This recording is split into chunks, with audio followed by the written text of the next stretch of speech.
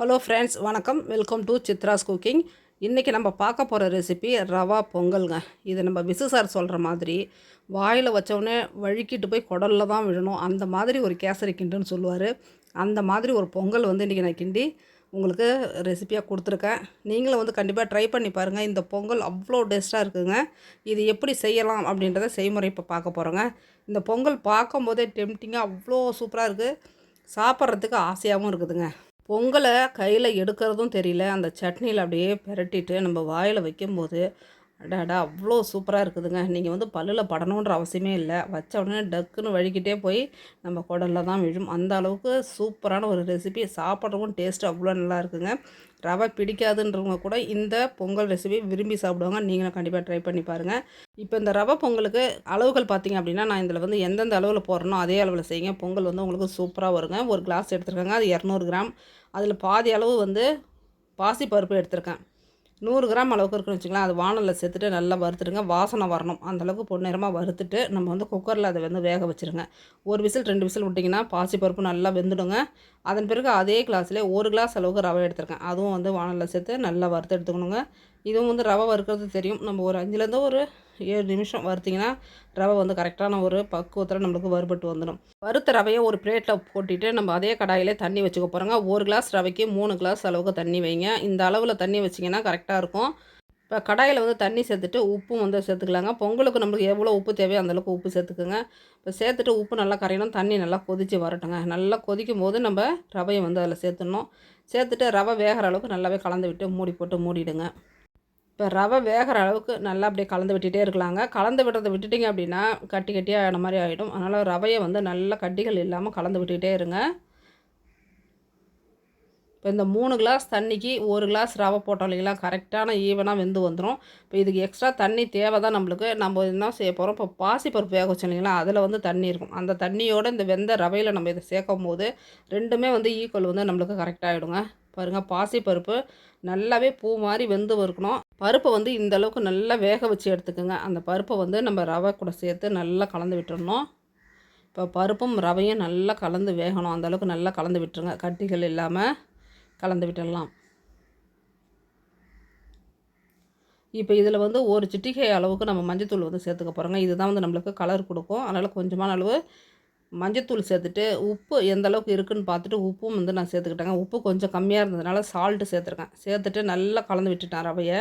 இப்போ ஏற்கனவே நம்மளுக்கு ரவையும் வெந்துடுச்சு, பாசிப்பருப்பு நல்லாவே வெந்துடுச்சுங்க. இது ரெண்டுமே மிக்சிங்க்கு நல்லா வேக வச்சுட்டு மூடி போட்டுடுங்க. ஸ்டவ்வை வந்து நல்லா லோ சிம்மில் வச்சுருங்க. நம்ம வந்து சட்னி இப்போ அரைச்சிட்டு ரெண்டுத்துக்குமே தாளிப்பு வந்து கொடுத்துக்க போகிறோம். இதுக்கு தேங்காய் சட்னி தான் ரொம்ப நல்லாயிருக்கும். சட்னி வந்து நல்லா கொஞ்சம் காரமாக அரைச்சிக்கோங்க. அப்போ தான் இந்த பொங்கல் சாப்பிட டேஸ்ட்டு ரொம்பவே நல்லாயிருக்குங்க. இந்த தேங்காய் சட்னி அரைச்சிட்டு அதுக்கு தாளிப்பு ஒன்று கொடுத்தாச்சு. இப்போ நம்ம வந்து பொங்கலும் வந்து தாளிப்பு கொடுத்துக்கலாங்க. பொங்கலுக்கு வந்து நான் நெய் சேர்த்து இன்றைக்கி தாளிப்பு கொடுக்குறேன். நெய் சேர்த்து செய்யும்போது ரவை பொங்கல் அவ்வளோ டேஸ்ட்டாக இருக்கும். இப்போ வீட்டிலே காய்ச்சினா பசும் நெய் சேர்த்து தாங்க இன்றைக்கி வந்து ரவை பொங்கல் நம்ம தாளிப்பு கொடுக்க போகிறோம். நெய் வந்து வானலில் சேர்த்தாச்சு. இப்போ ஜீரகம் வந்து 2 ஸ்பூன் அளவுக்கு, மிளகு வந்து 1.5 ஸ்பூன் அளவுக்கு எடுத்துருக்கேன். மிளகை வந்து நல்லா இடிச்சிட்டு சேர்த்துக்குங்க. முழு மிளகாக இருந்துச்சுன்னா எடுத்து கீழே வச்சுருவாங்க. இடிச்சிட்டு சேர்க்கும்போது அந்த ஃபுல் ஃப்ளேவரும் நம்ம வந்து சாப்பிட்றலாம். இப்போ இஞ்சியை கூட நம்ம வந்து துண்டு துண்டாக கட் பண்ணாமல் நல்லா கேரட் திருவோம் இல்லைங்களா, அதில் நல்லா திருவி சேர்த்திங்க அப்படின்னா அதுவுமே வந்து எடுத்து வைக்க மாட்டாங்க, பொங்கலோட நல்லா கலந்துரும். உடம்புக்கும் ரொம்பவும் நல்லது, ஜீரண சக்தி ஆகும். அதனால் இஞ்சி நல்லா திருவிட்டு அதுவும் சேர்த்துக்கோங்க. இப்போ வந்து பொங்கலுக்கு தாளிப்பு கொடுத்தாச்சுங்க. நல்லா வந்து கலந்து விட்டுறலாம். நம்மளுக்கு கலந்து விட ரவை பொங்கல் நல்லா இலகலாகிட்டு வரும். பார்க்குறதுக்கே கலர்ஃபுல்லாக அவ்வளோ சூப்பராக இருக்குதுங்க. சாப்பிட்றதுக்கும் டேஸ்ட்டு வந்து ரொம்ப நல்லாயிருக்கும். உங்களுக்கு விருப்பம் இருந்துச்சுன்னா நீங்கள் வந்து முந்திரி பருப்பு கூட வறுத்து இதில் சேர்த்துக்கலாம். நான் வேண்டாம் அப்படின்றதுனால முந்திரி பருப்பு சேர்த்துக்கலங்க. இப்போ வந்து பொங்கல் நல்லா கலந்து விட்டாச்சுங்க. இப்போ நம்மளுக்கு அந்த ஓரத்தெல்லாம் பாருங்கள், நெய் நல்லாவே அப்படியே கொதித்து வருது. இப்போ நம்மளுக்கு ரவை பொங்கல் ரெடி ஆகிடுச்சிங்க. இப்போ நல்லா சூடாக பரிமாறி சாப்பிடுங்க, அவ்வளோ சூப்பராக இருக்கும். இந்த பொங்கல் வந்து ஆறின பிறகு சாப்பிட்றத விட சூடாகவே சாப்பிட்ருங்க, டேஸ்ட்டு வந்து ரொம்ப நல்லாயிருக்கும். இப்போ இதுக்கு மேட்சிங்க சூப்பரான தேங்காய் சட்னி.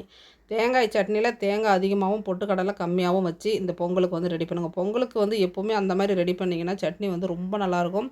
சட்னி வந்து கொஞ்சம் காரமாக இருந்தது அப்படின்னா இந்த பொங்கலுக்கு மேட்சிங் வந்து சூப்பராக இருக்குங்க.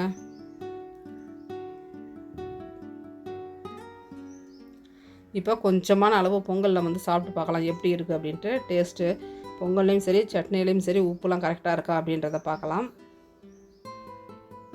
பாருங்கள், கொஞ்சம் கூட நம்மளுக்கு கையில் ஒட்டல, அந்தளவுக்கு நெய் சேர்த்து நம்ம செய்திருக்கோங்க. நெய் என்ன இவ்வளோ சேர்த்துருக்காங்க அப்படின்னு நினைக்காதீங்க. எப்போயாச்சும் ஒன் டைம் நம்ம செய்கிறோம், அதை வந்து நல்லதாக செஞ்சு சாப்பிட்டுட்டு ஒரு 3 நாளைக்கு நீங்கள் ஆயில் ஃபுட்டே எடுத்துக்காமல் இருங்க. இது வந்து ஈக்குவல் ஆகிடும். நம்ம வந்து அடிக்கடி ஆயில் ஃபுட்டு வந்து எடுத்துக்க போகிறதில்ல. எப்போயாவது ஒன் டைம் செய்யும்போது அதை வந்து நல்லதாக செஞ்சு சாப்பிட்டா நம்மளுக்கு வந்து ஒரு திருப்தியாக இருக்கும் இல்லைங்களா? ஹோட்டலில் சாப்பிட்ற அதே ஃபீலிங் வரும். அதனால் யாரும் ஹோட்டல் தேடி போக மாட்டாங்க.